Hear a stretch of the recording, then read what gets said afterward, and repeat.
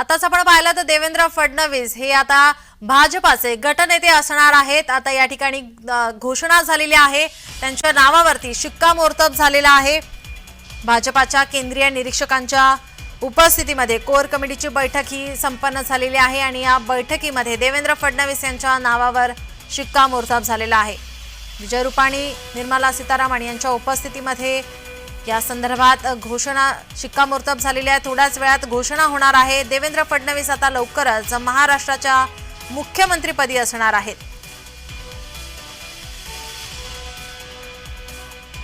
विधिमंडळ नेत्यांच्या बैठकीमध्ये या संदर्भात देवेंद्र फडणवीस यांच्या नावावर शिक्कामोर्तब झाले। भाजपाचे गटनेते आता देवेंद्र फडणवीस हे असणार आहेत, त्यामुळे आता राज्याचे मुख्यमंत्री देवेंद्र फडणवीस हे असणार आहेत। या संदर्भात आता अधिकृत घोषणा लवकरच होणार आहे।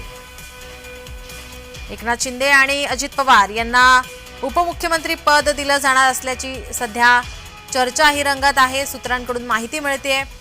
या संदर्भात आता थोड्याच वेळात अधिकृत घोषणा केली जाणार आहे।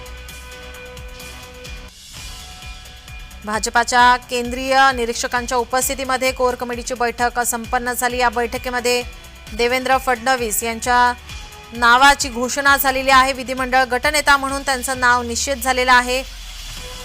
गुरुवारी राज्याचे नवीन मुख्यमंत्री म्हणून देवेंद्र फडणवीस शपथ घेणार आहेत। देवेंद्र फडणवीस यांच्यासह प्रमुख नेत्यांच्या उपस्थितीमध्ये ही बैठक संपन्न झालेली आहे। या बैठकीमध्ये या संदर्भात आता देवेंद्र फडणवीस यांच्या नावावर शिक्कामोर्तब झालेला आहे। देवेंद्र फडणवीस यांचा राजकीय प्रवास आपण पाहतोय। कॉलेज जीवनामध्ये अखिल भारतीय विद्यार्थी परिषदेचे ते सक्रिय कार्यकर्ते होते। 1992 साली वयाच्या 22व्या वर्षी पहिल्यांदा नागपूरमधून नगरसेवक झाले। 1997 साली 28व्या वर्षी नागपूर महानगरपालिकेच्या महापौरपदी ते होते। देशातील सर्वात कमी वयाच्या महापौरांपैकी ते एक होते। 1999 मध्ये नागपूरमधून आमदारपदी त्यांची निवड झाली। 2013 मध्ये भाजपाच्या प्रदेशाध्यक्षपदी त्यांची निवड झाली। 2014 मध्ये फडणवीसांच्या अध्यक्षतेखाली विधानसभा निवडणूक ही लढवली गेली। 2014 मध्ये फडणवीस मुख्यमंत्रीपदी विराजमान झाले। त्यानंतर राज्यात पहिल्यांदाच भाजपाचा मुख्यमंत्री होण्याचा मान त्यांना मिळाला होता।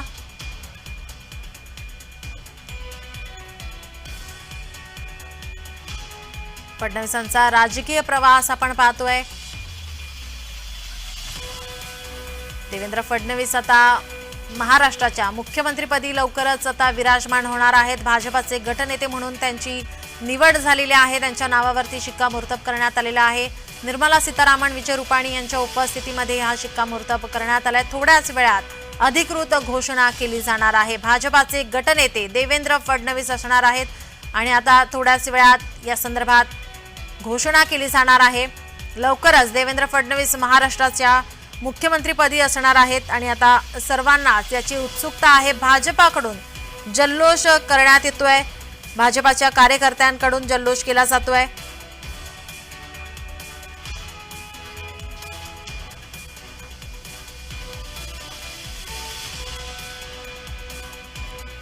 भाजपाच्या बैठकीमध्ये फडणवीस यांच्या नावावरती शिक्कामोर्तब झालाय। महायुती आज सत्ता स्थापनेचा दावा करणार आहे। सत्ता स्थापनेचा दावा करण्यासाठी राज्यपालांकडे सत्ता स्थापनेचं पत्र देण्यासाठी महायुतीचे सर्वच नेते मंडळी उपस्थित राहणार आहेत। अजित पवार आता मुंबईमध्ये या ठिकाणी रवाना झालेले आहेत। त्याआधी ते दिल्लीमध्ये होते। एकनाथ शिंदे सुद्धा आता या ठिकाणी पोहोचतील। सत्ता स्थापनेचा दावा आता आज महायुती सरकार करणार आहे आणि आज सर्वांचं लक्ष मुख्यमंत्री कोण होणार याकडे आहे। थोड्याच वेळात या संदर्भात अधिकृत घोषणा केली जाणार आहे। फडणवीसांच्या नावावरती शिक्कामोर्तब झालेला आहे। निर्मला सीतारामन यांच्या उपस्थितीमध्ये हा मोठा निर्णय झालेला आपण पाहतोय। 5 डिसेंबरला या ठिकाणी शपथविधी सोहळा होणार आहे आणि या सोहळ्यासाठी महायुतीकडून जय्यत तयारी केली जाते। आझाद मैदानावरती शपथविधी सोहळा संपन्न होणार आहे। सर्वच नेते मंडळीकडून भाजपाच्या नेत्यांकडून आझाद मैदानाची पाहणी केली गेलेली आहे। या ठिकाणी पोलिसांचा चोख बंदोबस्त ठेवण्यात आलेला आहे। या संपूर्ण बंदोबस्तामध्ये शपथविधी सोहळा पार पडणार आहे। दिग्गज नेत्यांना, इतर विरोधी पक्षांच्या नेत्यांना सुद्धा या ठिकाणी आता आमंत्रित करण्यात आलेलं आहे। विधिमंडळ गटनेता म्हणजे काय, देवेंद्र फडणवीसांचं नाव निश्चित कसं केलं गेलं हे आपण पाहतो। विधानसभा निवडणुकांनंतर आमदार निवडून येतात। सर्व निर्वाचित आमदारांची भूमिका एकच असावी यासाठी एकमतानं नेता निवड होते। निवडलेल्या नेत्याला निर्णयाचे पूर्ण अधिकार दिले जातात। गटनेत्याने घेतलेले सर्व पक्षहिताचे निर्णय आमदारांना मान्य करणं अनिवार्य असतं। एखादा सदस्य निर्णयाविरोधात गेल्यास त्याच्या निलंबनाचे अधिकार गटनेत्याला असतात। सर्व अधिकारांमुळे गटनेत्याला अनन्यसाधारण महत्त्व आहे। त्यामुळे आता विधिमंडळ गटनेता म्हणून देवेंद्र फडणवीस यांच्या नावावर शिक्कामोर्तब झाल्यानंतर आता देवेंद्र फडणवीस यांच्याकडे आता अनेक महत्त्वाचे अधिकार आता त्यांच्याकडे असणार आहेत। थोड्याच वेळात या संदर्भात घोषणा होणार आहे।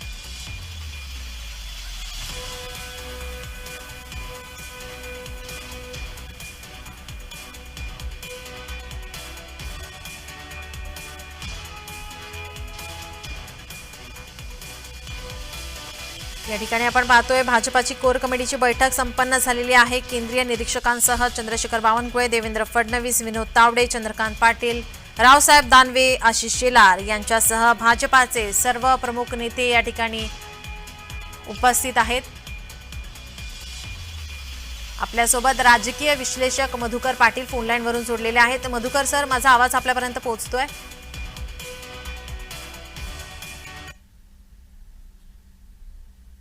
नमस्कार। आपण आताची महत्त्वाची आणि मोठी बातमी पाहतोय। या ठिकाणी देवेंद्र फडणवीस हे गटनेता असतील, विधिमंडळ गटनेता म्हणून त्यांच्या नावावरती आता शिक्कामोर्तब झालेला आहे। आपण काय यावरती विश्लेषण कराल? मुळामध्ये भारतीय जनता पार्टीला 132 ठिकाणी विजय मिळालेला आहे। नैसर्गिकरित्या भारतीय जनता पार्टीचे नेतृत्व हे देवेंद्रजी फडणवीस महाराष्ट्रात करत होते आणि त्यांच्याच नेतृत्वाखाली भारतीय जनता पार्टीने विधानसभेची निवडणूक लढवलेली आहे। कदाचित देवेंद्र फडणवीस साहेब यांना गटनेता निवडून त्यांना राज्याच्या मुख्यमंत्रीपदी विराजमान करण्याचा मानस हा भारतीय जनता पार्टीचा दिसतो। हेच या निवडीच्या पाठीमागचं सत्य आपल्याला पाहायला मिळतं। जी, आपण पाहिलं तर एकनाथ शिंदे हे मुख्यमंत्री होते, त्यांना कुठेतरी लाडकी बहीण योजना होती। अजित पवार यांनी लाडकी बहीण योजनासाठी या ठिकाणी पुढाकार घेतलेला आपण पाहिला आहे। कुठेतरी प्रत्येक पक्षाच्या नेत्याकडून आपलाच नेता हा मुख्यमंत्रीपदी असावा अशी चर्चा होती, अशी इच्छा त्यांच्याकडून व्यक्त केली जात होती। मात्र एकंदरीतच आपण संख्याबळ जर पाहिलं तर या ठिकाणी भाजपाचं संख्याबळ मोठं होतं आणि त्या ठिकाणी मोठा भाऊ भाजपा, मोठा भाऊ म्हणून आता या ठिकाणी भाजपाचाच मुख्यमंत्री होणार आहे आणि आता देवेंद्र फडणवीस यांच्या नावाची थोड्याच वेळात आता घोषणा होणार आहे। हे नैसर्गिकदृष्ट्या शक्य आहे। त्याचं कारण एकनाथराव शिंदे साहेबांच्या नेतृत्वाखाली निवडणुका लढवल्या होत्या, पण निवडणुकीच्या अगोदर असं विस्तृतपणे काही ठरलं नव्हतं। मला असं वाटतं की राजकारणामध्ये ज्या पक्षाचे जास्त आमदार असतात त्या पक्षाचा साधारणतः मुख्यमंत्री होतो, पण ज्यावेळी तडजोड करावी लागते त्यावेळी कमी सदस्य संख्या असणाऱ्या पक्षाच्या नेत्याला राज्याचा मुख्यमंत्री केलं जातं। पण मला वाटत नाही, सध्या भारतीय जनता पार्टीकडे 132 आमदार आहेत, प्लस जनसुराज्याचे 2 आणि अपक्ष 1-2 अशा 136च्या जवळपास हा आकडा भारतीय जनता पार्टीचा जातो। त्यामुळे नैसर्गिकरित्या या पदावरती भारतीय जनता पार्टीने दावा केलेला दिसून येतो। कदाचित राज्याचा मुख्यमंत्री म्हणून देवेंद्र फडणवीस यांचा शपथविधी होईल असं मला वाटतंय। त्याचं कारण असं आहे, निवडणुकीला सामोरे जात असताना भारतीय जनता पार्टीची भूमिका आणि सध्याची भूमिका, या 2 भूमिका आपल्याला साधारणतः पाहावयास मिळतात। जी, जर आपण पाहिलं तर एकनाथ शिंदे यांचा चेहरा हा मुख्यमंत्री म्हणून समोर होता लोकांसमोर. विधानसभेसाठी या ठिकाणी निकाल आलेला आहे किंवा मतदान केलं गेलेलं आहे. मुख्यमंत्री एकनाथ शिंदे म्हणून मतदान केलं गेलं अशी चर्चा या ठिकाणी रंगत होती. कारण की एक कॉमन मॅन म्हणून एकनाथ शिंदे हे लोकांपर्यंत पोहोचण्याचा प्रयत्न करत होते. त्यांनी एक वेगळंच चित्र मुख्यमंत्री झाल्यानंतर एक वेगळं चित्र जनसामान्यापर्यंत पोहोचण्याचं त्यांनी एक दाखवलं गेलं होतं. त्यामुळे कुठेतरी आता जनता एकनाथ शिंदे हे मुख्यमंत्री नसतील, देवेंद्र फडणवीस असतील म्हणून कुठेतरी ते नाराज होतील का, किंवा एकंदरीत आता हे महायुतीतलं चित्र आता बदलणार आहे, त्यामुळे कुठेतरी जनतेमध्ये काय चित्र उमटू शकतं, काय वाटतं या संदर्भात? नाही, मुळामध्ये गेल्या 4-5 दिवसामध्ये आपण जर या सगळ्या घडामोडी पाहिल्या, मुख्यमंत्री एकनाथराव शिंदे दरेगावाला येणे, ते आजारी असणे, त्याच्यानंतर भारतीय जनता पार्टीच्या काही शिष्टमंडळांनी एकनाथराव शिंदे साहेबांची भेट घेणे, हा जर सगळा घटनाक्रम जर आपण पाहिला तर एकनाथराव शिंदे साहेबांना कन्व्हिन्स करण्याचा प्रयत्न हा भारतीय जनता पार्टी गटाकडून होत असलेला आपल्याला पाहावयास मिळाला. कदाचित त्यांचा फॉर्म्युला पूर्वी ठरला नसेल, त्यामुळे ही विसंगती आपल्याला पाहावयास मिळते. पण थोड्या प्रमाणात काही लोकांचं असं मत होतं की शिवसेना शिंदे गटाचं की स्थानिक स्वराज्य संस्थांच्या ज्या निवडणुका आहेत, जिल्हा परिषद आणि नगरपालिका, या कदाचित फेब्रुवारी-मार्चच्या दरम्यान होण्याची दाट शक्यता आहे. आणि यावेळी एकनाथराव शिंदेच्या नेतृत्वाखाली निवडणुका लढवाव्या अशी काही शिंदे गटाच्या आमदारांची इच्छा होती. पण मला वाटतं भारतीय जनता पार्टीच्या सर्वश्रेष्ठ नेतृत्वाला ही गोष्ट कदाचित मान्य नसेल आणि म्हणून भारतीय जनता पार्टीला देवेंद्रजी फडणवीस यांना मुख्यमंत्री बनवायचं असेल असं दिसतं. आणि यातून भारतीय जनता पार्टीला एक संदेश द्यावायचा असेल कदाचित की ज्यांची संख्या जास्त तो राज्याचा मुख्यमंत्री आला तर आमच्या सोबत तुम्ही या, अन्यथा तुम्हाला तुमचे पर्याय खुले आहेत, हेच या कृतीतून दिसते. जी, जसं आपण निकाल लागल्यानंतर पाहिलं की भाजपाचं संख्याबळ हे जास्त होतं. शिंदे नाराज असल्याची चर्चा रंगू लागली होती. त्यानंतर एकनाथ शिंदे यांनी पत्रकार परिषद घेतली. आपण जितका काळ मुख्यमंत्री पदावर होतो तितका काळ आपण समाधानी होतो असं वक्तव्य त्यांनी केलं होतं. त्यांनी संपूर्ण एकंदरीतच राज्याला सांगून दिलं होतं इनडायरेक्टली की आपण आता मुख्यमंत्री पद आपल्याला मिळालं होतं आणि आपण त्यामध्ये समाधानी होतो. पुढे मिळेल नाही मिळेल याची आपल्याला अपेक्षा नाही किंवा नाही मिळालं तरी चालेल असं एकंदरीतच त्यांच्या वक्तव्यावरून समोर येत होतं. त्यानंतर कुठेतरी हे एकंदरीतच चित्र समोर आलं होतं की देवेंद्र फडणवीस हेच राज्याचे मुख्यमंत्री होतील. हा, बरोबर आहे. एकनाथराव शिंदेची इच्छा होती की पुन्हा आपल्याला 1 वर्षभर तर कमीच आपल्याला संधी द्यावी, कारण आपल्या नेतृत्वाखाली या निवडणुका लढवलेल्या आहेत. त्यामुळे महाराष्ट्राच्या जनतेत पुन्हा जात असताना जिल्हा परिषद नगरपालिका निवडणुका ह्या आपल्या नेतृत्वाखाली व्हाव्यात, ही एकनाथराव शिंदे यांची इच्छा, प्रबळ अशी इच्छा होती. पण भारतीय जनता पार्टीला असं वाटलं की आपल्याला राज्याचा मुख्यमंत्री म्हणून आपल्याच पक्षाच्या नेत्याला आपल्याला संधी द्यायची आहे. त्याच्यामुळे कदाचित शिंदे गटाची ही जी काही इच्छा आहे की आपल्याकडेच मुख्यमंत्रीपद असावं, ती इच्छा प्रथमदर्शनी आपल्याला दिसत नाही. कदाचित शिंदे गटाची नाराजी दूर करण्यासाठी राज्यामध्ये 1-2 मंत्रीपद एक्स्ट्रा आणि केंद्रामध्ये 1 मंत्रीपद शिंदे गटाला भविष्यात मिळू शकतं. जी, सध्या तरी चर्चा होती गृह खात्यासंदर्भात. मात्र भाजपा गृह खातं हे सोडणार नसल्याची सुद्धा चर्चा रंगू लागली होती. तर काय वाटतं की गृह खातं हे कोणाकडे जाऊ शकतं? साधारणतः सध्याचं जर चित्र पाहिलं तर मागील अनुभव जर आपण पाहिला तर गृह खातं हे भारतीय जनता पार्टी याच पक्षाकडे जाईल. त्याचं कारण देवेंद्रजी फडणवीस राज्याचे मुख्यमंत्री झाले तर त्यांना बघा तुम्ही महाराष्ट्राच्या इतिहासामध्ये गृह खातं हे थोडंसं अवघड खातं आहे. या खात्यावरती अनेक वेळा आरोप प्रत्यारोप होतात. राज्याची कायदा आणि सुव्यवस्था जर व्यवस्थित सांभाळायची असेल तर गृह खात्यावरती नजर ठेवणं किंवा गृह खात्यावरती हातखंड असणं हे सत्ताधारी पक्षाला महत्वाचं वाटतं. त्याच्यामुळे गृह खातं हे भारतीय जनता पार्टीकडेच राहील आणि कदाचित नवीन चेहऱ्याला गृह खात्याची संधी मिळेल असं मला वाटतं. आणखीन एक आपण महत्वाचं खातं जर म्हटलं तर अर्थ खात्यासाठी अजित पवार हे आग्रही आहेत. त्यांना हे खातं मिळावं यासाठी ते दिल्लीमध्ये ठाण मांडून होते. अमित शहा यांच्या भेटीसाठी किंवा त्यांच्या चर्चेसाठी ते तिथे होते अशी चर्चा होती.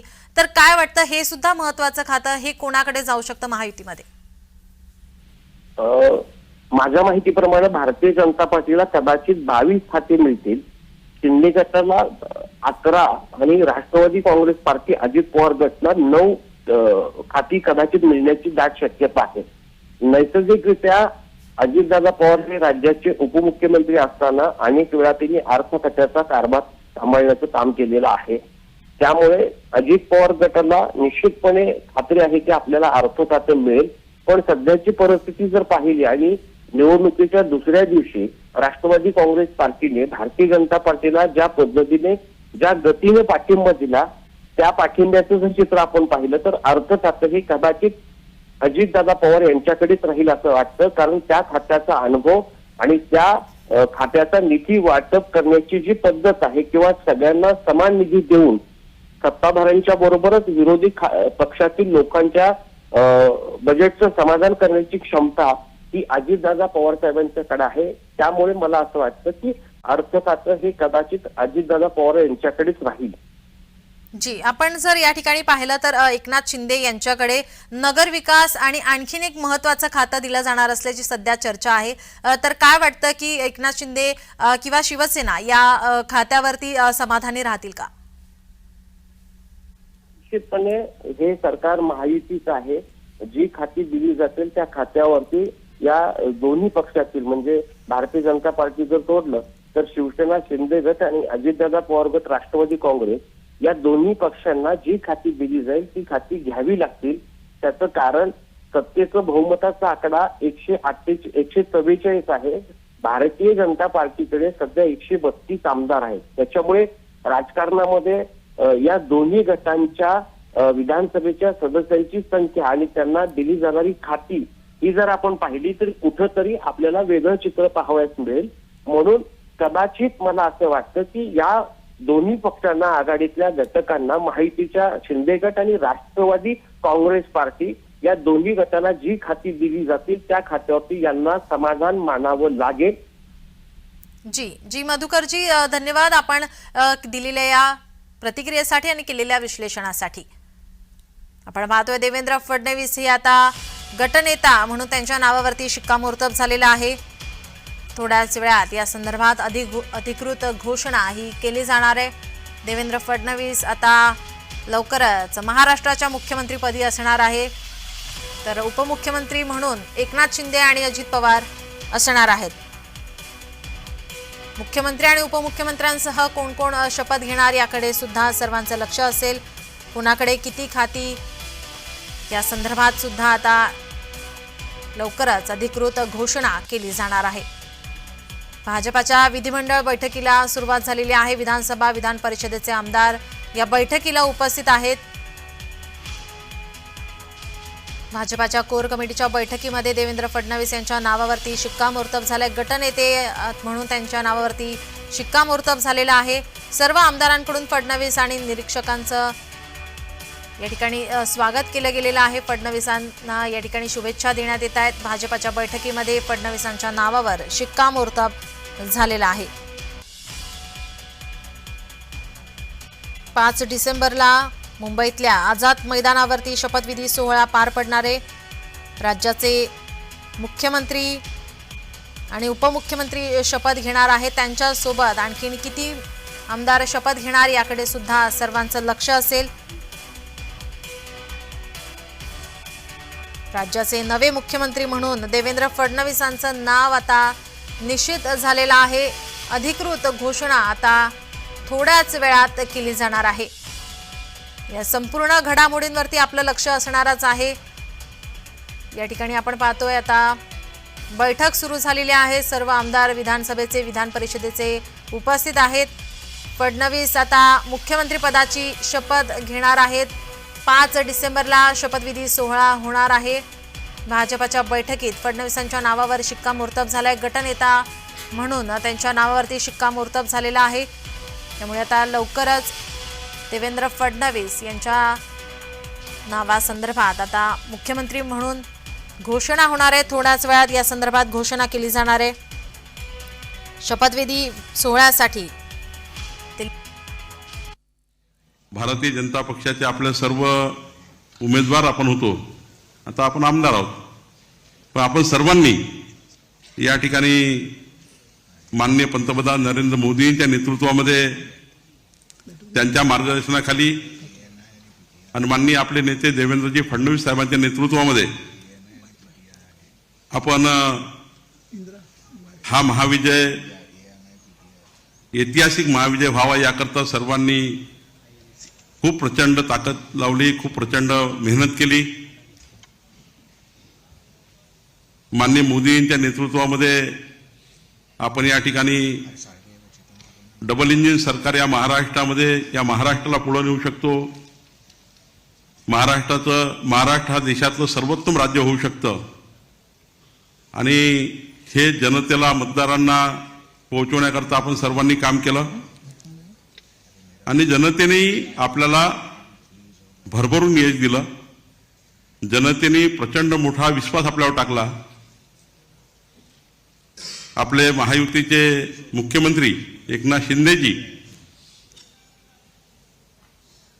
आणि राष्ट्रवादी काँग्रेस पक्षाचे अध्यक्ष माननीय अजित पवारजी आणि आपल्या महायुतीच्या सर्वच नेत्यांनी या ठिकाणी आपल्या महायुतीसोबत ही निवडणूक लढली.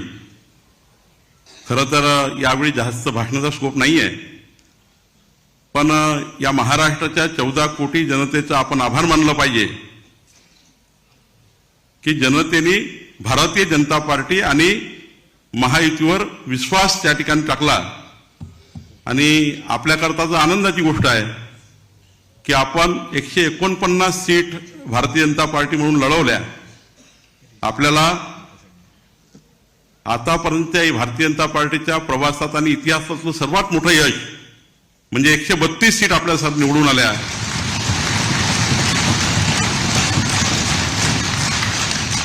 जर आपण आतापर्यंत इतिहासातला आपला सर्वात मोठा विजय आहे. शिवसेनेच्या आपल्या 57 सीट निवडून आल्या, राष्ट्रवादीच्या 41 आल्या आणि आपल्याला 7 अपक्ष आमदारांनी शिवसेनेला आणि आपल्याला असं म्हणून पाठिंबा मिळाला.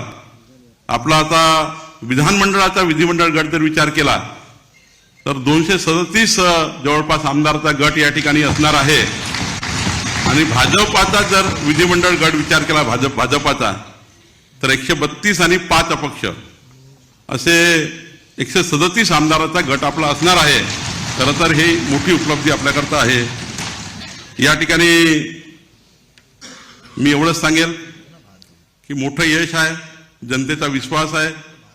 माननीय देवेंद्रजींच्या नेतृत्वावर आपण ही निवडणूक लढवली असल्यामुळं खरं तर 14 ते 19 या काळामध्ये माननीय देवेंद्रजींनी ज्या पद्धतीने या महाराष्ट्राला समोर नेलं, या महाराष्ट्राचे यशस्वी मुख्यमंत्री, लोकनेते म्हणून त्यांनी काम केलं आणि मधल्या काळातही एकनाथ शिंदेच्या नेतृत्वाच्या सरकारमध्ये एकनाथ शिंदेच्या नेतृत्वातल्या सरकारने जे निर्णय घेतले त्या निर्णयाला माननीय देवेंद्रजींनी महाराष्ट्राच्या 14 कोटी जनतेपर्यंत नेण्याचा प्रयत्न केला आणि म्हणून हे यश फार मोठं यश आहे. आपल्याला या बैठकीत नंतर आपल्या ज्या बैठकी होतील त्यानंतर आपण आपला या जनादेशाचा पुढं कसं जाईल, या जनादेशानंतर आपल्याकडे ज्या अपेक्षा आहेत त्या कशा पूर्ण आपण करू यावर सविस्तर बोलू. पण मी या ठिकाणी एवढंच सांगेल, आज आपल्याकरता आणि या महाराष्ट्राकरता पुढचे 5 वर्ष ऐतिहासिक असणार आहे. महाराष्ट्राला देशातलं क्रमांक 1 राज्य करण्याकरता हा जनादेश आहे. या जनादेशामुळं आज संपूर्ण देशाचं आणि महाराष्ट्राचं लक्ष आपल्याकडे लागलं आहे. मी या ठिकाणी आपल्या सर्वांचं अभिनंदन करतो. महाराष्ट्राच्या 14 कोटी जनतेचं अभिनंदन करतो. भारतीय जनता पार्टीच्या 35 लाख कार्यकर्त्यांची मेहनत केली त्यांचे अभिनंदन करतो. माननीय एकनाथ शिंदे, अजितदादा पवार आणि महायुतीच्या सर्व नेत्याचे अभिनंदन करतो. आपल्या सर्वांना शुभेच्छा देतो. या ठिकाणी आपल्या विधिमंडळ गटनेत्याची निवड होणार आहे. मी माननीय आजच्या या गटनेत्याच्या, विधिमंडळ गटनेत्याच्या आपल्या निवडीकरता आलेले माननीय गुजरातचे पूर्व मुख्यमंत्री विजयजी रुपानी यांना विनंती करतो की त्यांनी गटनेत्याची प्रक्रिया सुरू करावी.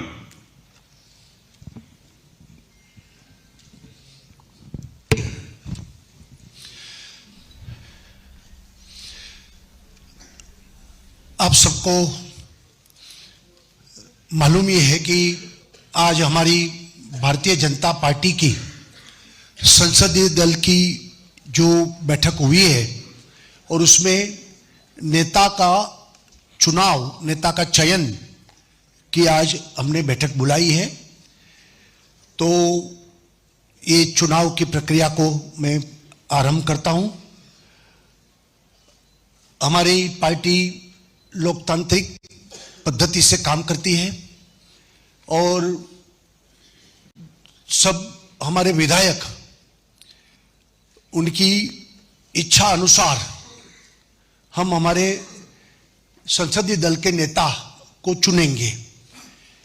स्वाभाविक है कि आप सबके जो वरिष्ठ लोग हैं वो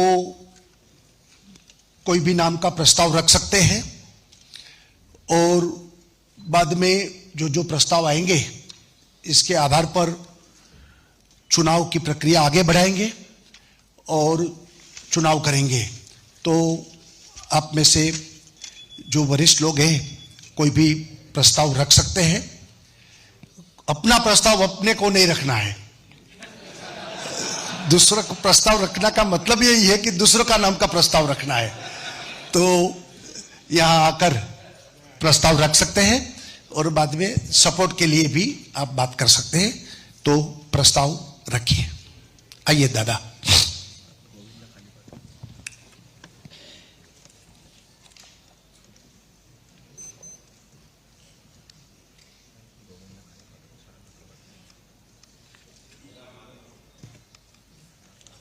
मी महाराष्ट्राच्या विधिमंडळ गटनेतेपदी आपल्या सगळ्यांचे मित्र, आपल्या सगळ्यांचे नेते, आपल्या सगळ्यांचे मार्गदर्शक माननीय देवेंद्रजी, सरिताताई, माननीय देवेंद्रजी, सरिताताई, गंगाधरराव फडणवीस यांचं नाव या ठिकाणी सुचवतो।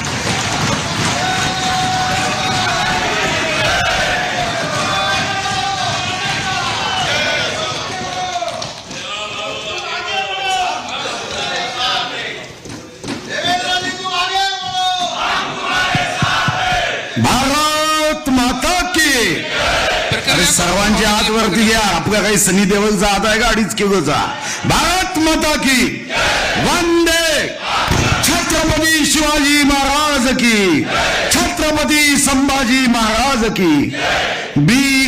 भारतीय जनता पार्टीच्या विधिमंडळ गटनेतेपदी छत्रपती शिवाजी महाराजांच्या विचारावर श्रद्धा ठेवून चालणारे शिवभक्त श्री देवेंद्र सरिताताई गंगाधरराव फडणवीस यांच्या नावाचा प्रस्ताव आपल्या समोर मांडतो।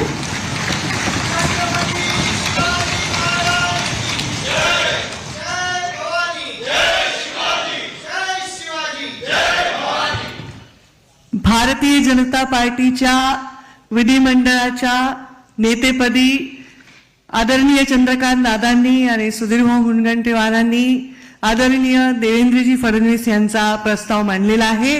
याला मी मनापासून अनुमोदन देते आणि मनापासून त्यांना खूप खूप शुभेच्छा देते।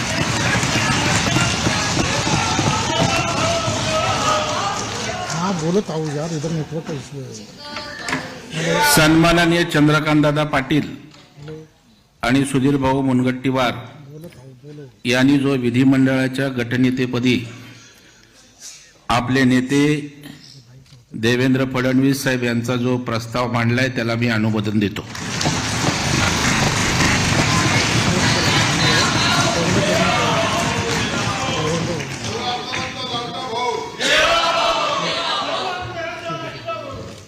भारतीय जनता पार्टीच्या विधिमंडळ गटनेत्यापदी चंद्रकांत दादा आणि सुधीर भाऊंनी जो प्रस्ताव मांडला देवेंद्रजी यांच्या नावाचा, त्याला मी अनुमोदन देतो।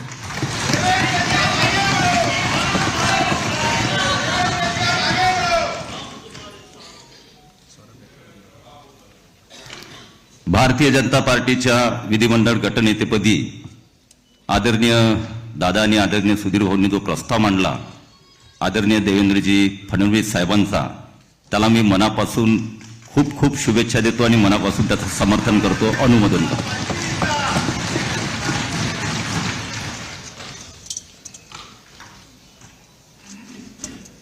भारतीय जनता पार्टीच्या विधिमंडळ गटनेतेपदी आदरणीय चंद्रकांतदादा पाटील आणि मी संजय वामन सावकारे भारतीय जनता पार्टीच्या विधिमंडळ गटनेतेपदी आदरणीय चंद्रकांतदादा पाटील आणि सुधीर भाऊ मुनगंटीवार यांनी जो प्रस्ताव सादर केला आहे त्याला मी अनुमोदन देतोय आणि देवेंद्र भाऊंना खूप खूप शुभेच्छा देतो.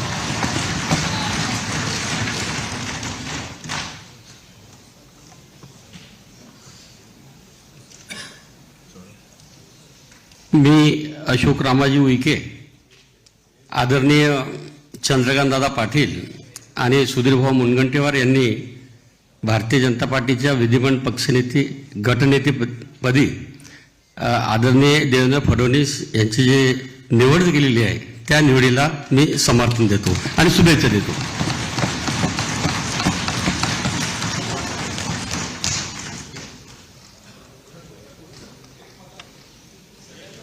मी मेघना दीपक साकोरे बोर्डीकर आज भारतीय जनता पार्टीच्या विधिमंडळ गटनेतेपदी आदरणीय चंद्रकांतदादा व आदरणीय सुधीर भाऊंनी ज्या नवमहाराष्ट्र घडवण्याची क्षमता असलेल्या आदरणीय देवेंद्र फडणवीस साहेबांच्या नावाला जो प्रस्ताव मांडलेला आहे त्याला मी अनुमोदन देते. धन्यवाद.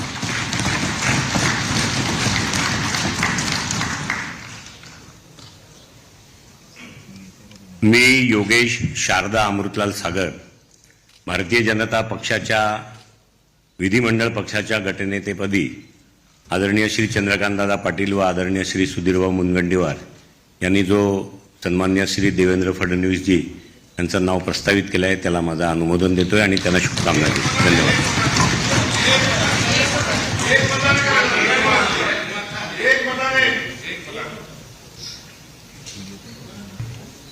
मी संभाजी दिलीपराव पाटील निलंगेकर माननीय चंद्रकांतदादा पाटील माननीय सुधीर भाऊ यांनी जो माननीय देवेंद्रजींचा विधिमंडळाच्या गटनेतेपदी जो प्रस्ताव मांडलेला आहे याला अनुमोदन देतो आणि शुभेच्छा देतो. धन्यवाद.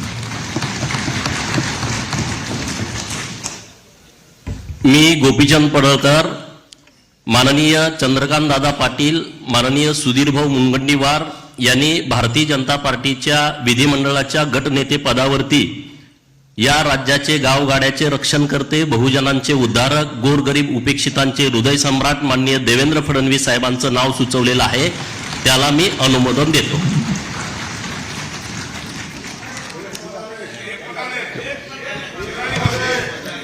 मी दिलीप मंगळू बोरसे भारतीय जनता पार्टीच्या गटनेतेपदी माननीय चंद्रकांतदादा पाटील आणि सुधीर भाऊ मुनगंटीवार यांनी जो ठराव मांडला ते आदरणीय आमच्या महाराष्ट्राचे आदिवासींचे नेते देवेंद्र भाऊ फडणवीस यांना माझ्या वतीने आदिवासी जनतेच्या वतीने पाठिंबा देतो.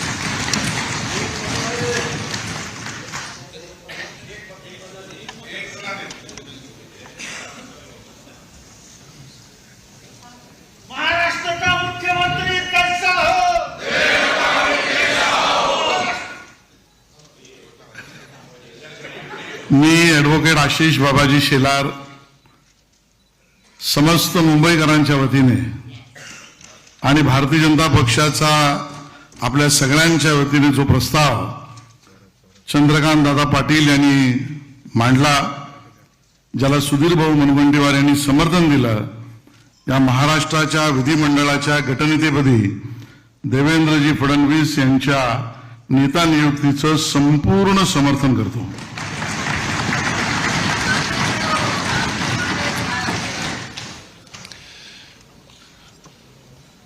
मुझे लगता है कि एक ही प्रस्ताव आया हुआ है और कोई प्रस्ताव है पक्का? तो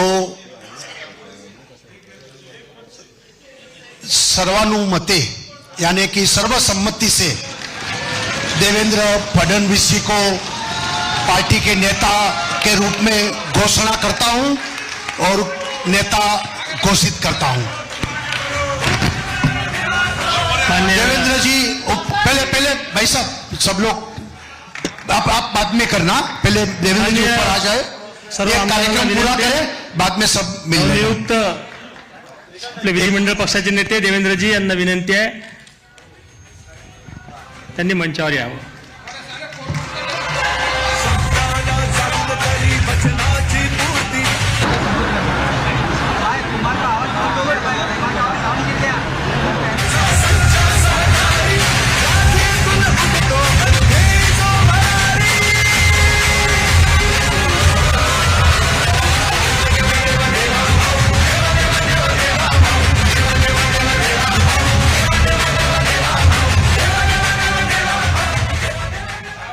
आपले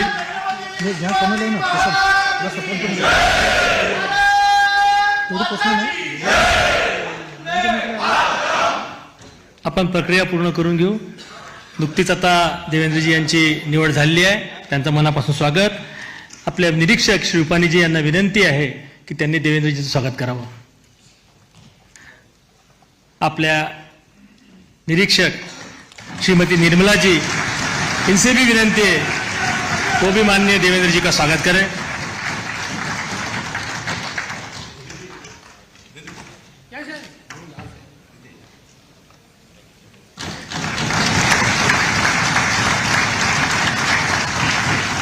आपल्या प्रदेशाचे अध्यक्ष बावनकुळे साहेब यांना नम्र विनंती आहे त्यांनी देवेंद्रजीचं स्वागत करावं. आपले मुख्य प्रतोद श्री शेलार साहेब यांना विनंती आहे त्यांनी पण देवेंद्रजींचं स्वागत करावं. आपल्या महाराष्ट्रामध्ये गेल्या 2 महिन्यापासून सातत्यानं वेगवेगळ्या विषयावर कार्यरत असणारी आपली जी प्रदेशाध्यक्षांनी कोर कमिटी तयार केली होती त्याची आज बैठकी झाली. त्या कोर कमिटीच्या सदस्यांना विनंती आहे की त्यांनी श्री आपले देशाचे भारतीय जनता पक्षाचे सरचिटणीस विनोदजी यांना पण विनंती आहे त्यांनी देवेंद्रजीचं स्वागत करावं. श्री प्रवीण भाऊ दरेकर यांना विनंती आहे त्यांनी स्वागत करावं. आपल्या कोर कमिटीने मागच्या 2 महिन्यापासून अथक मेहनत घेतली. त्यांची आज सकाळी बैठकी झाली. कोर कमिटीच्या सदस्यांना विनंती आहे त्यांनी सर्वांनी वरती येऊन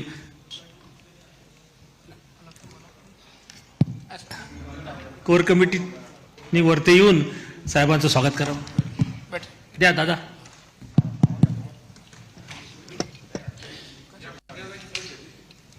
आपले भाऊ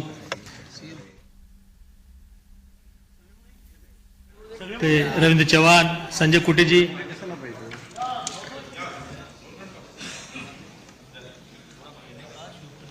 आपले महामंत्री राजूजी पांडे, विजयजी चौधरी, माधुताई नाईक, आपले आमदार विक्रांतजी पाटील. इसके बाद बाकी प्रक्रिया पूर्ण होगी. सभी को स्वागत करने का अवसर रुक के बाद में मिलेगा, तो बैठे रहेंगे अपने स्थान.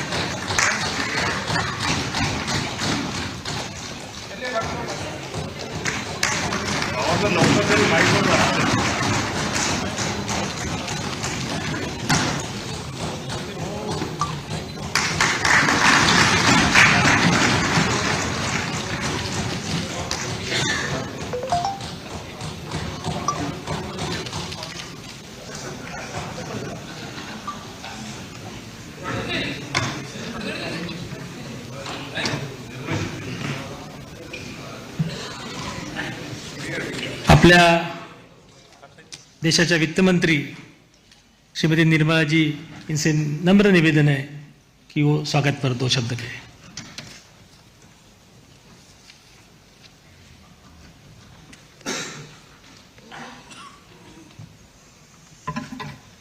आप सबको मेरा नमस्कार. और शुरुआत में ही नवनिर्वाचित एमएलए गण सबको मेरा बधाई.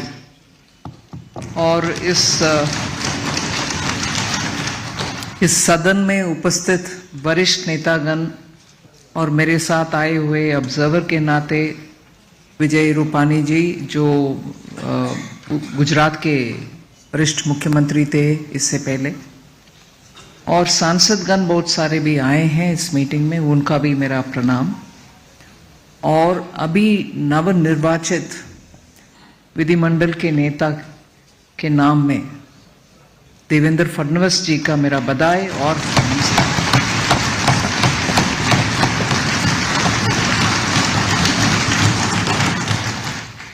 इस चुनाव के दौरान महाराष्ट्र के 14 करोड़ जनता जनार्दन के डिसीजन पूरे भारत के लिए एक संदेश है। ये रेगुलर असेंबली इलेक्शन नहीं है। लोकसभा चुनाव के बाद महाराष्ट्र के इस चुनाव, इससे पहले हरियाणा का, इन दोनों से जनता के संदेश स्पष्ट है और महाराष्ट्र से ऐसे unexpected unprecedented victory is a big message towards विकसित भारत। मैं मानती हूं कि जनता उनके अनुभव के अनुसार पिछले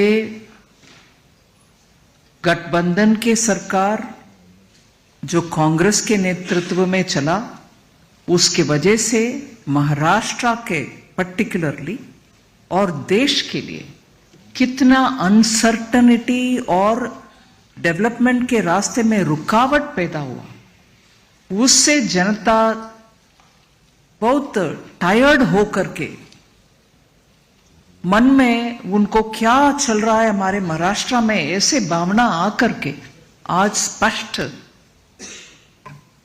निर्देश दिए हैं और उसको सही आगे लेके चलने के लिए आप सब उत्सुक है। और मैं ये जरूर संदेश देना चाहती हूं कि डबल इंजन के सरकार मोदी जी के नेतृत्व में महाराष्ट्र के लिए और महाराष्ट्र के भविष्य के लिए उत्साह से, उमंग से और जैसे चुनाव पत्र में आपने घोषणा की है, उन सभी वायदों को पूरे करते हुए महाराष्ट्र को आगे लेके जाएंगे। ये तो स्पष्ट है और अभी ये स्पष्ट है कि हम सब महाराष्ट्र का पिछले कांग्रेस के नेतृत्व में चलने वाली सरकार के द्वारा कितना नुकसान हुआ, उन सबको जनता को याद दिला करके हम तेजी से काम करते आगे लेके जाना है।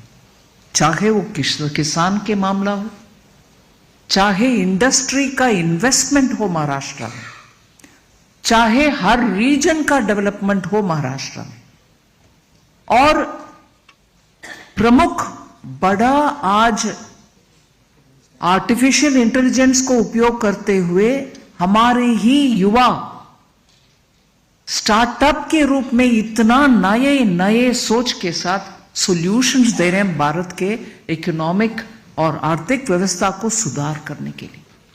उन सब का इतना प्रोत्साहन महाराष्ट्र में मिलना चाहिए, मिल रही है, मगर और ज्यादा मिलना चाहिए। उनसे हमें स्पीडीली बहुत सारे काम को आगे ले चलना आसान होगा।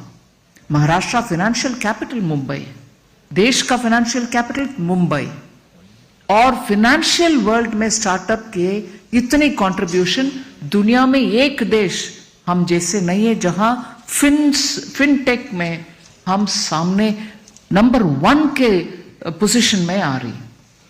सिंगापुर से जब हमारा बात होती है, वो हमारे फिनटेक के ऊपर इतना इम्प्रेस्ड है और मानते हैं कि फिनटेक के द्वारा ही हमारे इकोनॉमिक डेवलपमेंट जल्दी होने का संभावना है। अगर फिनटेक का इतना महत्व है और उसमें पैसा डालने के लिए बहुत सारे लोग तैयार है विदेश में, महाराष्ट्र में उनको प्रोत्साहन देने वाले काम बहुत होना चाहिए। उससे महाराष्ट्र का लीडरशिप रोल बरकरार रहेगा। और जैसे इससे पहले महाराष्ट्र की कल्चर, लिटरेचर, भाषा और थॉट लीडरशिप का स्थान था, वो स्थान हम तुरंत और दोबारा प्राप्त करना है। और उसमें मैं माननीय प्रधानमंत्री जी का याद दिलाऊं, इस विषय में उनका कदम हम पिछले 6-8 महीने में जो हुआ उसको याद दिलाना जरूरी है। मराठी भाषा को क्लासिकल लैंग्वेज स्टेटस देना, और उससे पहले वर्करी संप्रदाय के लोग जुलाई में जब जाते हैं आषाढ़ के एकादशी के समय, उनके लिए वो कॉरिडोर बनाना, ये सब महाराष्ट्र और मराठी और महाराष्ट्र के थॉट लीडरशिप और कल्चरल लीडरशिप का प्रधानमंत्री जी प्रामुख्यता देते हैं, उसका एग्जाम्पल्स उदाहरण है। और महाराष्ट्र का एक बड़ा एक निर्णय पिछले 50 साल में होना था, वो कभी नहीं हुआ, पता नहीं कारण क्या है, मगर अभी मोदी जी के द्वारा वधावन पोर्ट, जो उनका ड्राफ्ट के वजह से भारत में ही सबसे ड्राफ्ट ज्यादा अधिक है, ऐसे पोर्ट 76,000 करोड़ का अनाउंसमेंट होना सामान्य निर्णय नहीं है। ये सब स्पष्ट करता है कि केंद्र में मोदी जी के सरकार महाराष्ट्र के उन्नति के लिए कितने सारे स्कीम्स ले आ रहे हैं, उसको तुरंत इंप्लीमेंटेशन करना। और मैं इसमें उदाहरण में देती हूं क्योंकि इसको मैं क्लोजली मॉनिटर करती हूं। बुलेट ट्रेन का व्यवस्था, अब तक ट्रेन चलता होगा अगर बीच में वो कांग्रेस लेड गवर्नमेंट नहीं आते और उसमें रुकावट ना पैदा करते। जापान से हमें इतना सस्ता से लोन मिला उस कारण, मगर डिले के कारण वो इधर उधर हो करके इतना कष्ट हम झेल रहे। ऐसे ही आ रहे शेड, मेट्रो का, कार्स का शेड, कितने डिले किसके लिए? मुंबई सबर्बन ट्रेन्स का भीड़ हम देख रहे हैं, उसमें जनता का सुविधा के लिए हम काम करने के लिए सामने आए, रुकावट पैदा करने वाले दूसरे पार्टी है। अभी मैं मानती हूं जनता इन सबको देख लिए और समझ लिए, इसलिए हमें इतना बड़ा सा मैंडेट दिए हैं। और इधर इस हॉल में नव निर्वाचित एमएलए गण के उत्साह देखकर मैं जरूर ये कहना चाहती हूं, मुंबई का अग्रणी स्थान हम तुरंत वापस ले आने के लिए काम करेंगे। नासिक और उस बेल्ट में जितने भी एग्रीकल्चर संबंधित, चाहे वो कंदा, ऑनियन और गार्लिक, इन सभी ग्रेप्स, इन सभी का प्रॉब्लम के लिए जितने भी हम गोडाउन्स बनाना है और उसके लिए साइंटिफिक तरीके से पैक करके एक्सपोर्ट करने के जितना भी काम करना है, उन सब के लिए प्रावधान देंगे।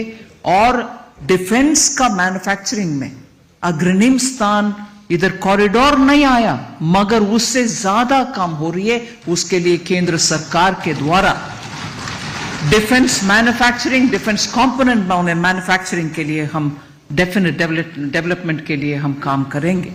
ऐसे ही विदर्भ क्षेत्र के लिए हम जरूर काम करना है, अच्छा सा ग्राउंड लेवल तक लेके जाना है डेवलपमेंट, वो भी हमारे मन में रहेगा।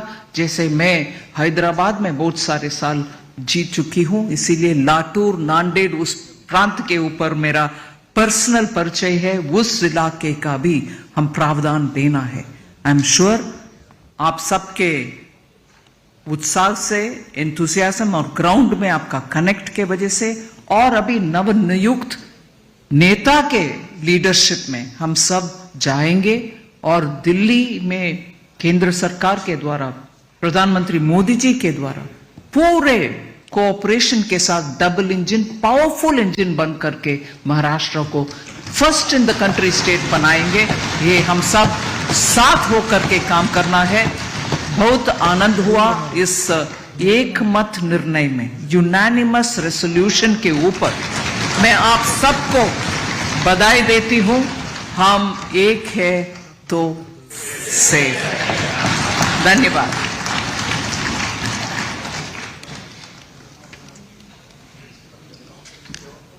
धन्यवाद निर्मला जी। जात पात, पंत, प्रांत, भाषा याच्या पलीकडे जाऊन ज्यांनी महाराष्ट्र नेतृत्व केलं, अशा लाडक्या बहिणींचा लाडका देवाभाऊ यांना विनंती करतो की त्यांनी त्यांचं मनोगत व्यक्त करावं।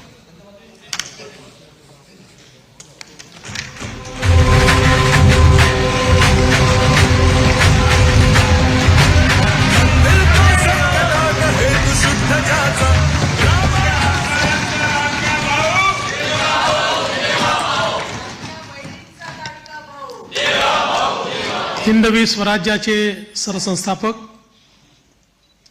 छत्रपती शिवरायांना मानाचा मुजरा करतो। भारतीय राज्यघटनेचे शिल्पकार भारतरत्न डॉक्टर बाबासाहेब आंबेडकर यांना मानवंदना अर्पित करतो।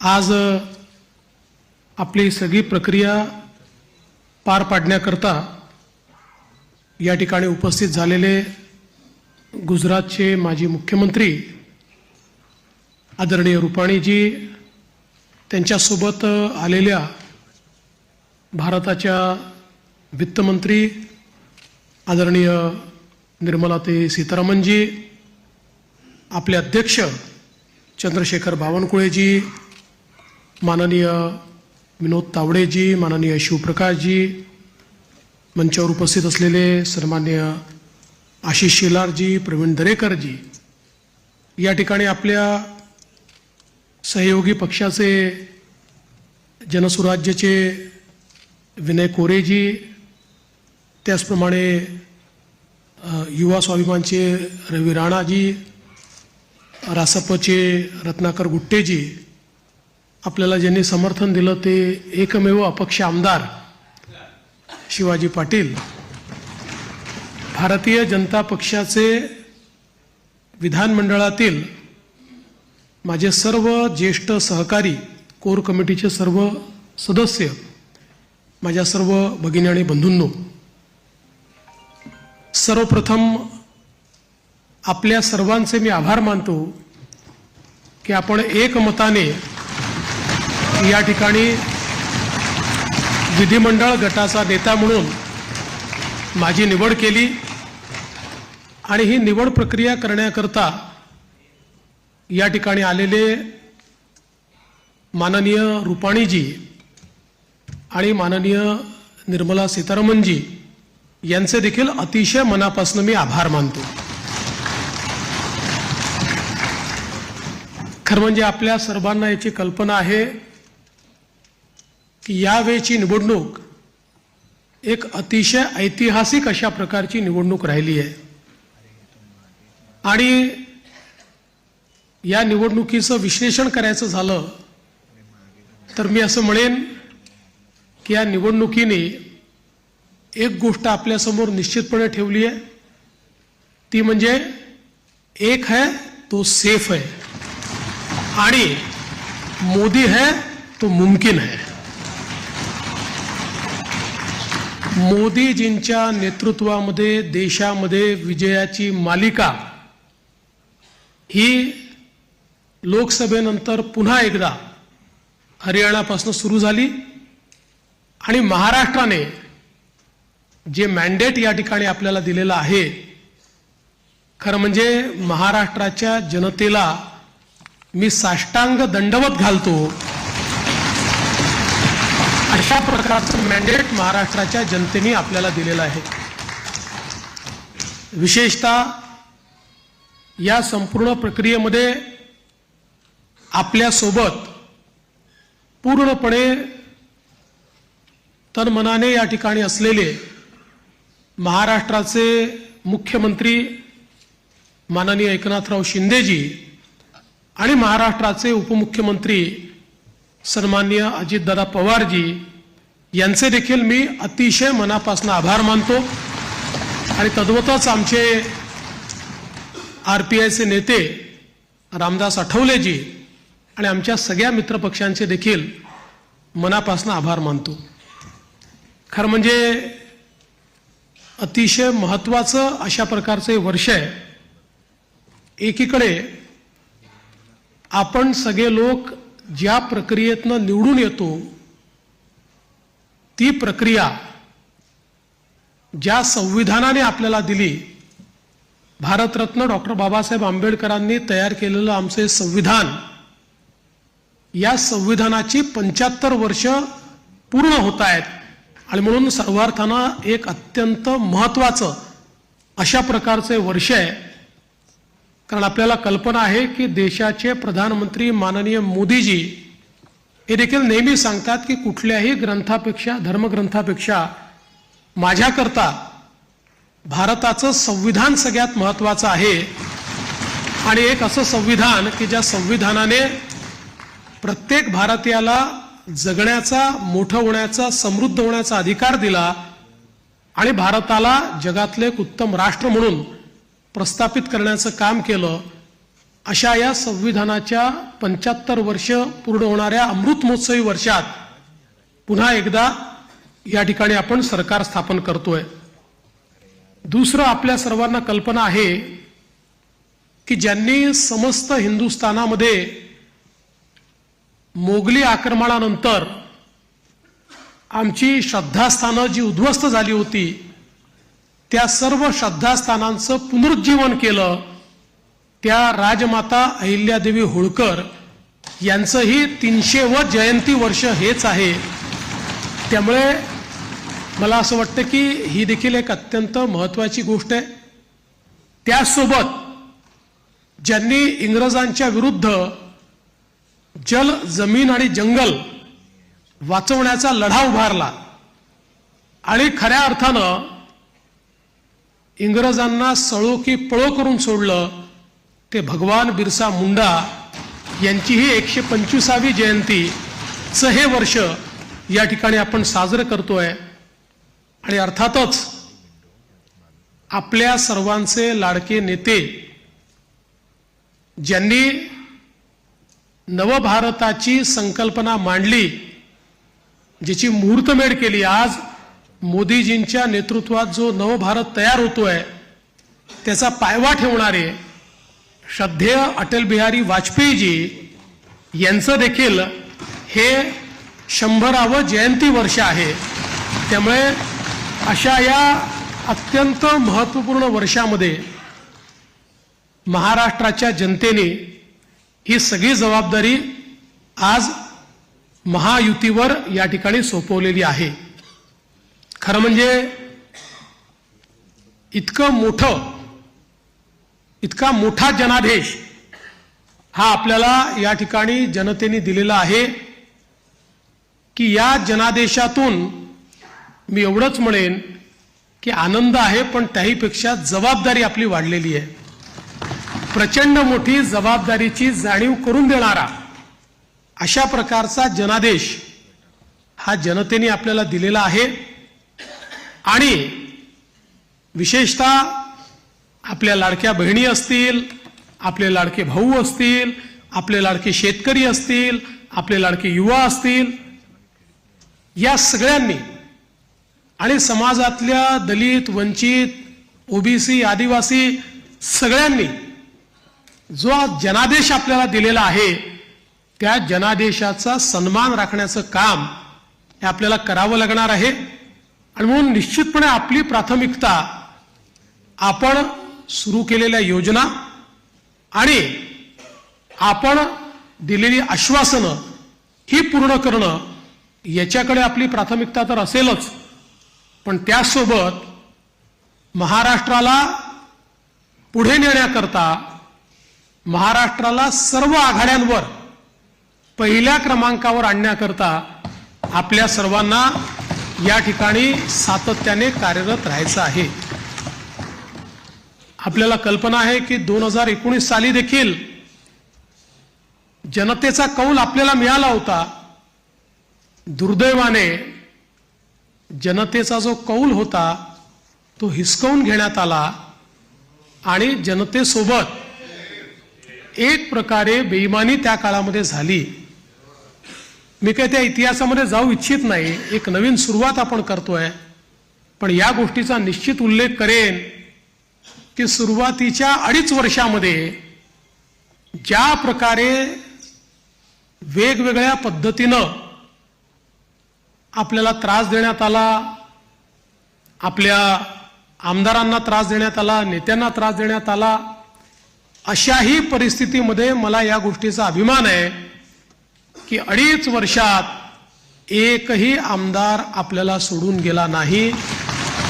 सगळे आमदार, सगळे नेते संघर्ष करत होते आणि त्या संघर्षामुळेच 2022 साली पुन्हा आपलं सरकार तयार झालं आणि त्यातूनच आज पुन्हा एकदा पूर्ण बहुमत आपल्या महायुतीला, प्रचंड बहुमत हे महायुतीला मिळालं आणि आपल्या भारतीय जनता पक्षाला 132 आणि आपल्या मित्रांसोबत 137 जागा, एक प्रकारचा इतिहास या महाराष्ट्रामध्ये लिहिला गेला. हा इतिहास मला असं वाटतं की अभूतपूर्व अशा प्रकारचा आहे. या निमित्ताने देशाचे प्रधानमंत्री माननीय मोदीजींचे मी मनापासून आभार मानेन की माझ्यासारख्या बूथचा कार्यकर्ता म्हणून ज्याने काम चालू केलंय, वर्डाचा अध्यक्ष म्हणून काम चालू केलंय, अशा एका कार्यकर्त्याला या सर्वोच्च पदापर्यंत 3 वेळा माननीय मोदीजींनी या ठिकाणी बसवलं. अर्थात त्यातला एकदा 72 तासाकरताच होतो, पण तरी देखील टेक्निकली होतो.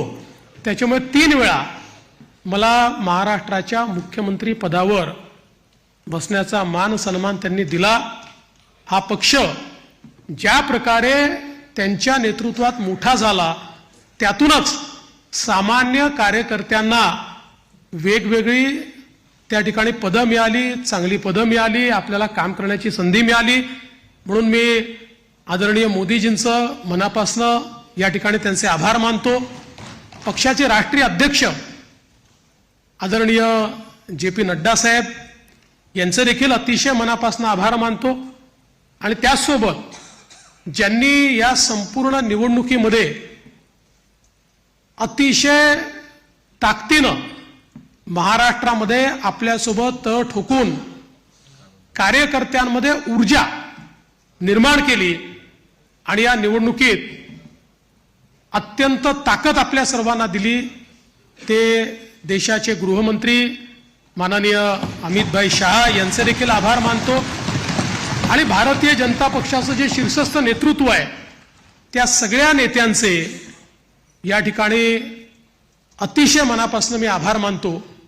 आणि विशेषतः वेगवेगळे राज्यातल्या ज्या कार्यकर्त्यांनी नेत्यांनी आपल्याला मदत केली, त्यांचे देखील मी अतिशय मनापासून आभार मानतो.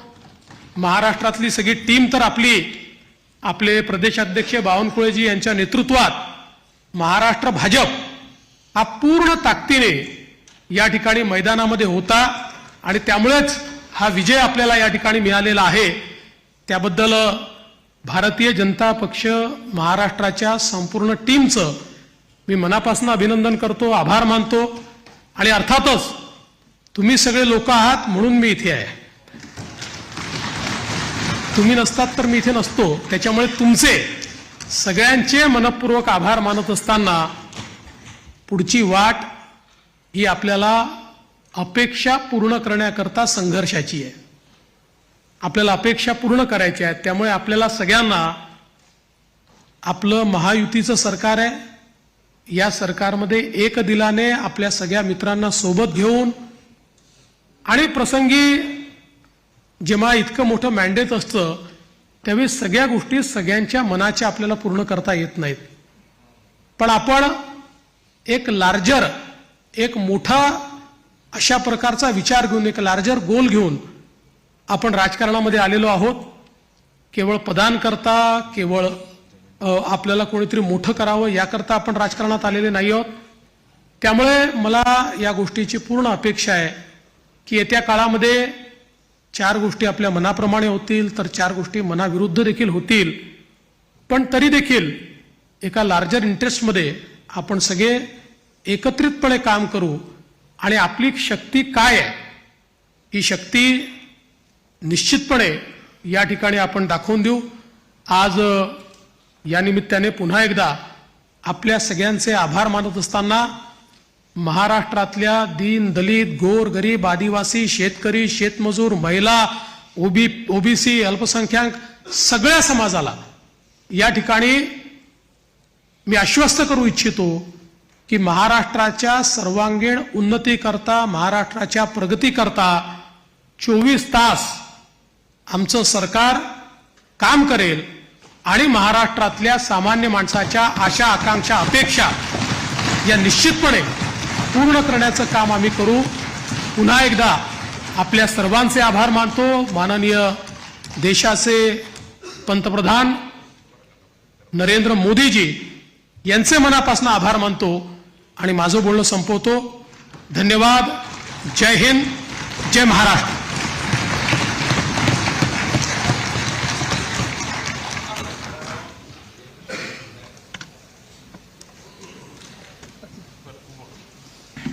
आभारी आहे देवेंद्रजी.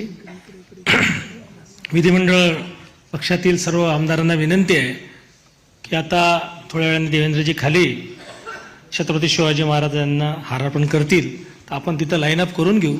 वर ते मुख्य नेते जातील, बाकी आमदार आपण सगळे खाली थांबू. आता देवेंद्रजी प्रेस कॉन्फरन्स आहे ते प्रेस अटेंड करतील आणि 15 मिनिटात पुढच्या खाली येतील. माझी नम्र विनंती आहे आमदारांना की आपण खाली आधीच मानायला पाहिजे होतं ते म्हणजे निवडणुकीमध्ये आपले जे प्रभारी होते माननीय भूपेंद्र यादवजी आणि अश्विनी वैष्णवजी यांचे देखील मी अतिशय मनापासून आभार मानतो. आणि जे आपलं केंद्रीय नेतृत्व आहे माननीय राजनाथ सिंगजी असतील, माननीय नितीन गडकरीजी असतील, सगळ्या केंद्रीय नेतृत्वाचा देखील अतिशय मनापासून मी आभार मानतो. आपण सर्व आमदारांना विनंती आहे कृपा करून आपण खाली शिवाजी महाराज खाली जाऊ. धन्यवाद. जय हिंद, जय महाराष्ट्र.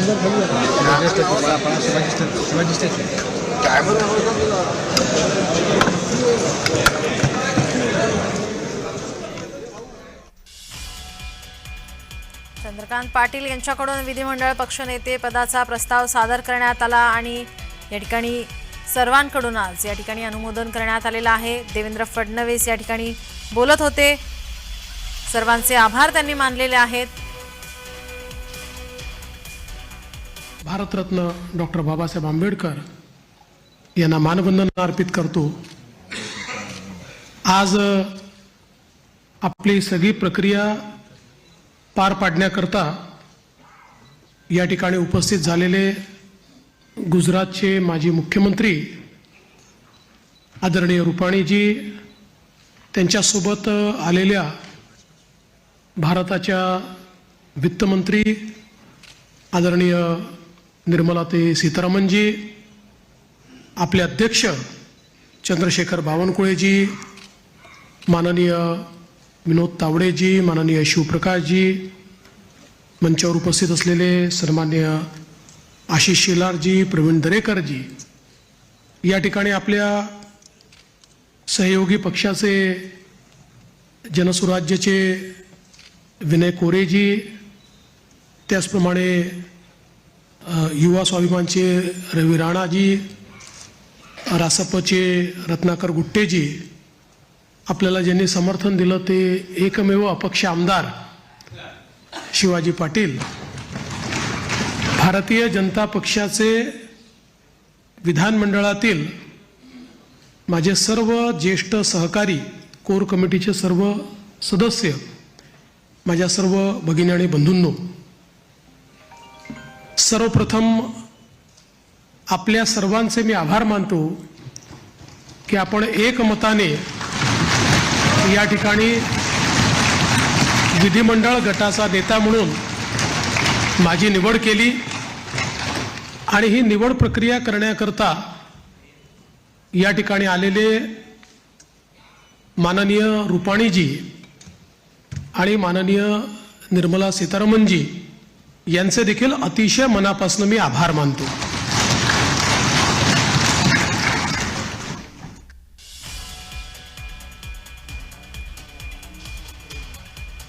देवेंद्र फडणवीस यांच्याकडून सर्वांचे आभार मानण्यात आलेले आहेत.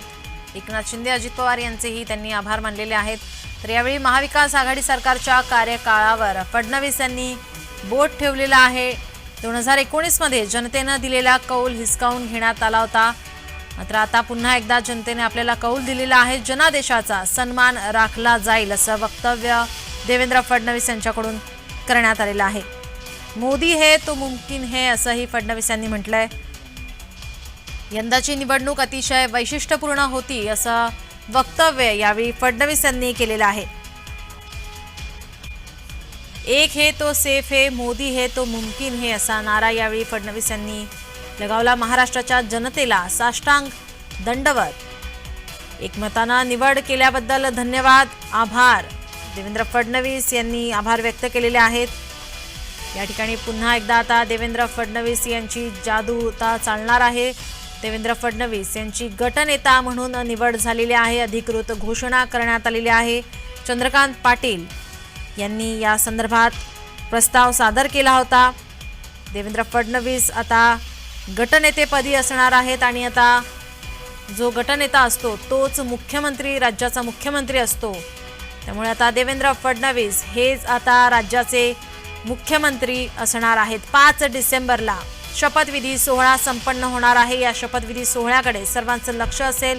उपमुख्यमंत्री कोण असणार याकडे आता सर्वांचं लक्ष लागलेलं आहे. महायुती आजच आपल्या सत्ता स्थापनेचा दावा करणार आहे.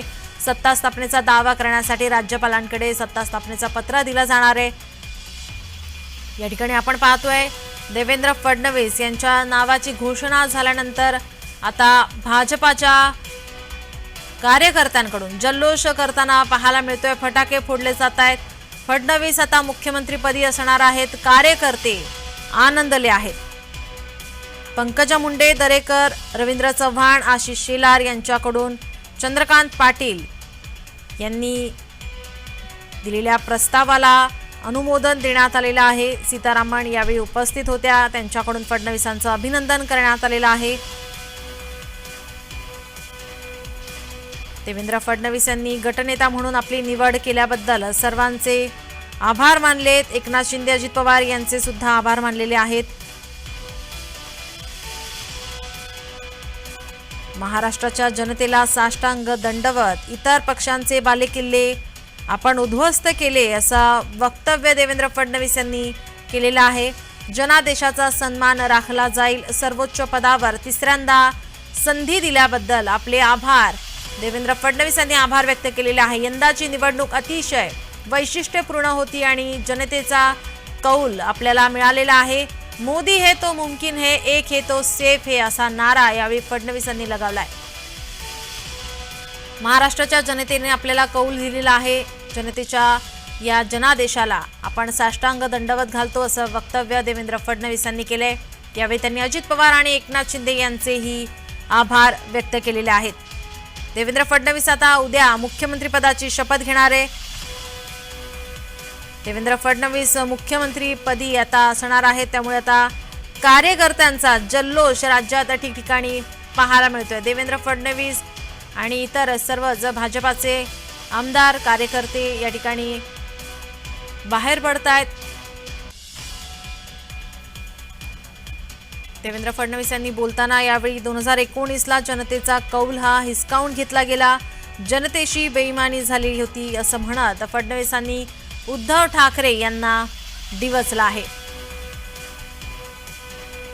योगेश सागर, गोपीचंद पडळकर, पंकजा मुंडे, प्रवीण दरेकर, मेघना बोर्डीकर यांच्याकडून अनुमोदन करण्यात आलंय.